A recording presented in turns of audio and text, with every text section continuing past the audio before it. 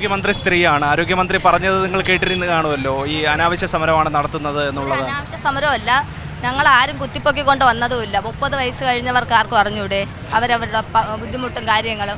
7,000 രൂപ ഓണറേറിയം, 2,000 രൂപ ഇൻസെൻറ്റീവ്, അങ്ങനെ ചേർത്ത് 9,000 രൂപയാണല്ലോ കിട്ടുന്നത്. പറയുന്നതെന്ന് വെച്ചാൽ കിട്ടുമ്പോൾ ഒരുമിച്ച് ഒരു തുകയായിട്ട് കിട്ടണം. ഇത് ഒരു 6,000 7,000 രൂപ തന്ന് പിന്നെ 2-3 മാസം ഇതിനു വേണ്ടി കാത്തിരിക്കണം.